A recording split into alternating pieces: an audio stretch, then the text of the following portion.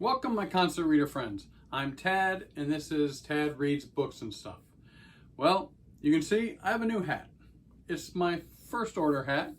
It's late in the evening today. I just got back from Orlando. I went to Disney Hollywood Studios, where of course they have their Star Wars exhibit, world rides, theme park, and it was a blast. I spent all day yesterday there. It actually was my first time there. I picked up this really cool hat. People were giving me a lot of crap while I was there because I'm wearing a first order hat. It was fun, but anyways, I got back and I did it. I finished Neal Stephenson's ANATHEM. Yes, we're going to talk about this.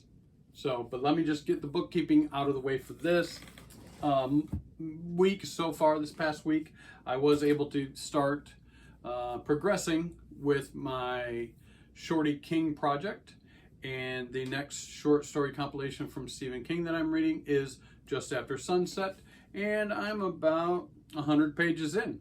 So it's a short book, only like 360 pages. So I'll definitely be able to get this finished by the end of the month. We'll talk about this next week. Might be another video in there. We'll talk about that in a little bit too. Also, I'm continuing, of course, with my marvelous team-up read-along with Graz on the GKBC and A Righteous Thirst for Vengeance.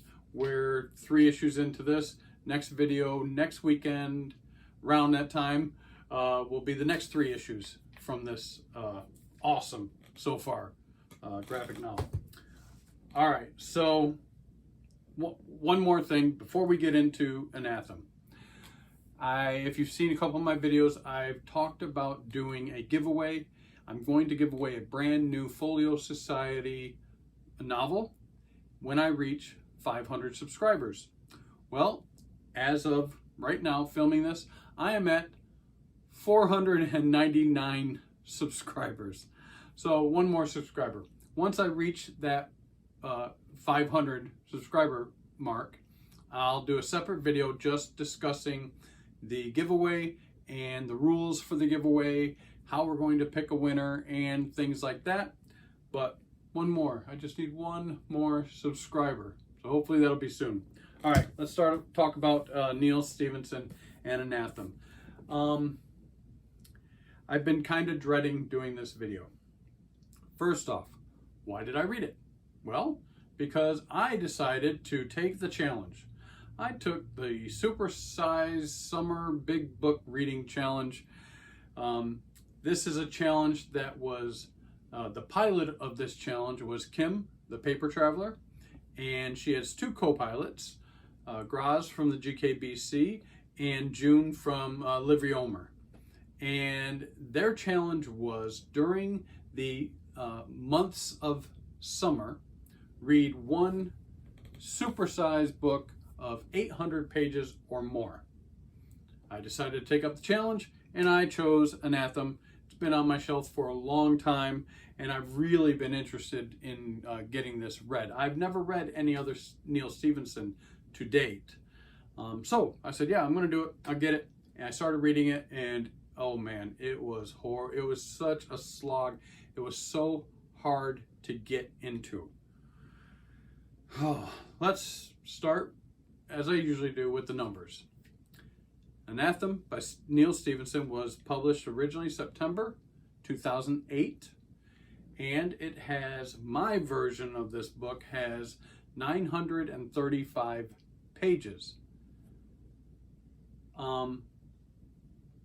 Not real, I mean really, but not really, because there's a whole section, 55 pages worth of, if I could show you anything, I mean just math explanations, how to do math, how the concepts of this math or physics takes place. I mean, it's hard to see, I'm sure, but I mean, if that tells you something, when you need 55 pages, and then not only that, of math and these concepts, these there's philosophy. There's everything in this book. Time travel, multi-dimensions, multi-universes, philosophy, physics, geometry, geology, religion, everything is in this book.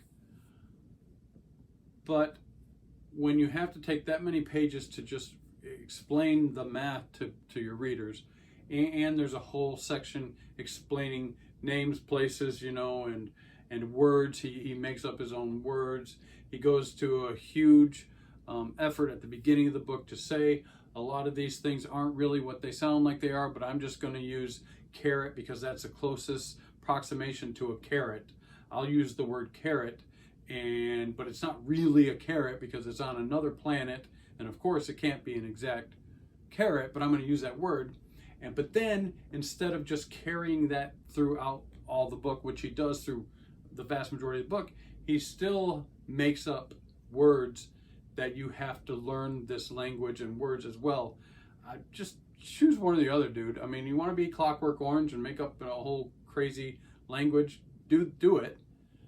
Or just say, hey, most people who read science fiction know that, you're going to use modern slang or words that don't really mean what they are on this foreign planet.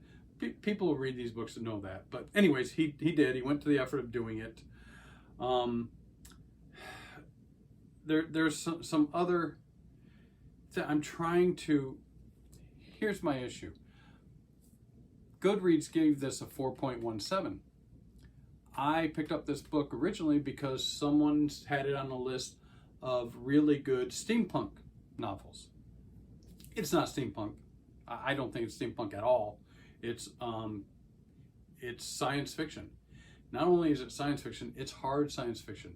And when I mean that in the dictionary they write hard science fiction, they meant this book. This is the hardest science fiction book I've ever read. I'm over 90% of this book is math, physics, philosophy. It's like studying when I was in college or reading. And this is where I have issues. It's brilliant. It's one of the most brilliant books I've ever read. But so brilliant, it almost becomes egotistical. Like, this guy's just showing you how brilliant he is, how smart he is. I'm going to put everything in here I can put in here to show you, how smart I am. It didn't need to be that way. It's a science fiction novel. Should I not like it because it's so hard science? Should I like it because it's so brilliant? I don't know. What type of reader are you? I like to read a fiction because it takes me out of things. I've said it before, enjoyment and entertainment. I want a good plot. I want a good story. I want good characters. I want to, get done with it and wow, and if it makes me think along the way, woohoo, awesome, that's great. But don't make me have to study to read a fiction novel. If I want to study, and now you could say, oh, Tad, you're being an ass now. But you know what? I could read Nietzsche. I could read Friedrich Nietzsche on the genealogy of molars. I mean, I could read Dostoevsky. I could read Existentialism by Dostoevsky. I could even read The Zen and the Art of Motorcycle if I want to get into some philosophical, religious, life-changing ideas. I'm even going to be more of a jerk. I could read The Quantum Zoo, right? If I want to study quantum physics. I could read, this is one of the greatest things I've ever read, really, Stephen Hawking's. This is the deluxe set. This has the universe in a nutshell and a brief history of time both books in this really nice slip cover case. Stephen Hawking is one of the most brilliant minds of my lifetime, our lifetimes. If you want to learn about physics and science and the world we live in and how it affects us, even though this is on a different planet, it's not our planet. And if I wanted to study those things, I could read those. And even those are written in a way that you can, layman can understand, can still enjoy that book and still learn a lot. This is even more hard than those. It is, and it's supposed to be an enjoyable science fiction novel. So do I feel bad? Am I going to say, oh man, this book sucks, you shouldn't read it? And then people are going to say, well, you're just an idiot, you just didn't understand it. Or am I going to say, this is one of the most brilliant writers, brilliant minds writing novels today, and just say that it's a great book because of that? I don't know. It's a turmoil in me.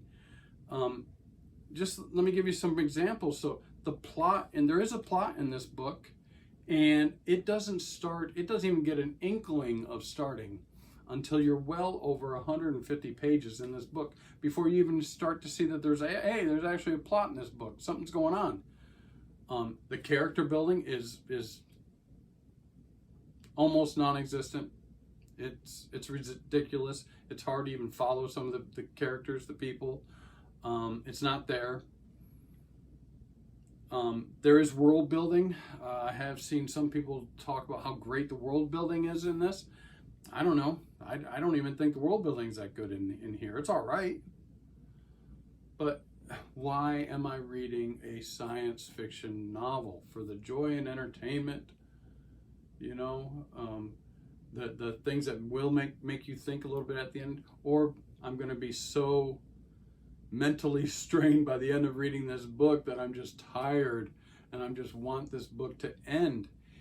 Even the ending is not good. There is some kind of resolution at the end of this book, but not even really. You've read this whole thing, 900 pages, and you don't really even get a satisfying ending. Whew, I don't know what to say. What is the book about? Well, Neal Stephenson will say, and other people have said, that it's a study of the. Now there's this old philosophical debate, and it's wrapped around. It's still convoluted. It's Platonic realism versus nominalism.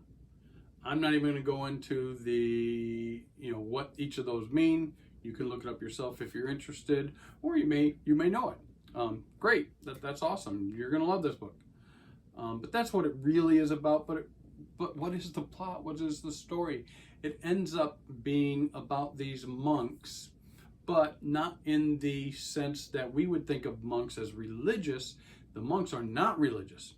The seculars, everybody else that's religious, lives outside these monasteries, outside the normal walls. They have cars and planes and jobs and skyscrapers and whatever.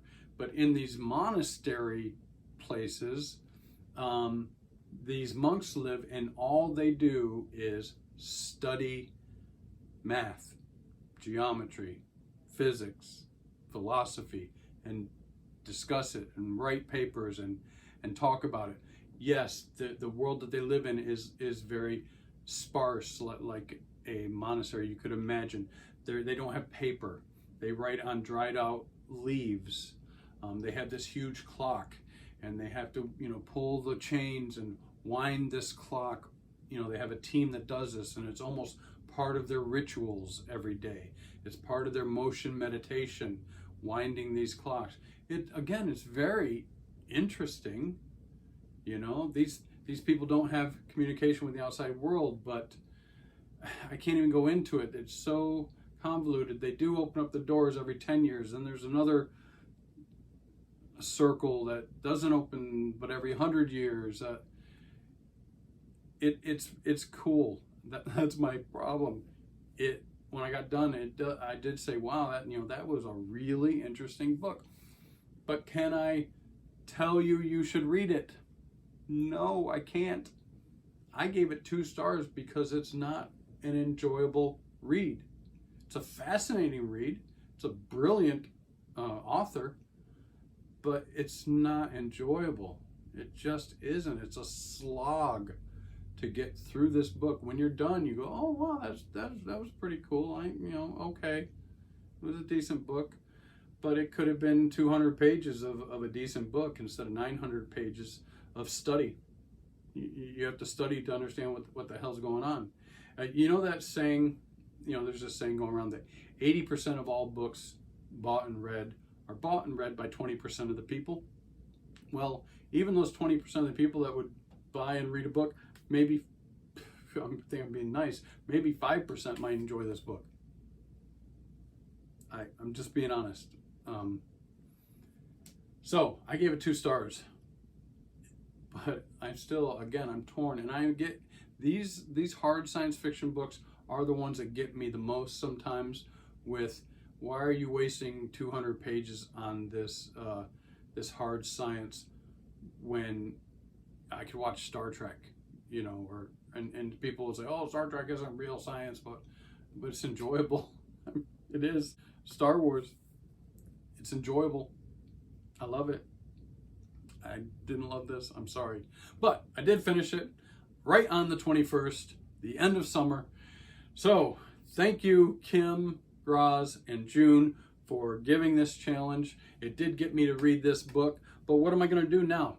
You guys tell me, should I? Because what do I got next? I've got this sitting on my shelf. This Brick by Neal Stephenson. It's Fall or Dodges in Hell. Dodge in Hell. Now I don't know if I ever want to even open this up and start reading it. I'm nervous. Should I? I know he's written a lot of other books, smaller books and stuff. And he's a very well-liked author. Seems like a brilliant man, but I just don't know what to do. All right, guys. I'm sorry. I'm just rambling on because I just can't decide myself. I guess as a booktube channel, I'm trying to, kind of tell you about the book, what I feel about the book, and maybe give you an idea if you should read the book. I can't suggest this to anybody. I don't want to put you through it. I mean, again, you could pick these books up here. I mean, read the Art of Motorcycle Maintenance. It's a funny book. It's a cool book. Makes you think. Teaches you a lot of things, and it's a lot more gentle on your mind. I don't know. I'm sorry. All right, guys, that's it. I'm done. I did it. I finished ANATHEM. All right. If you found any entertaining value in my videos, please like, subscribe, leave comments as always, and until next time, peace out.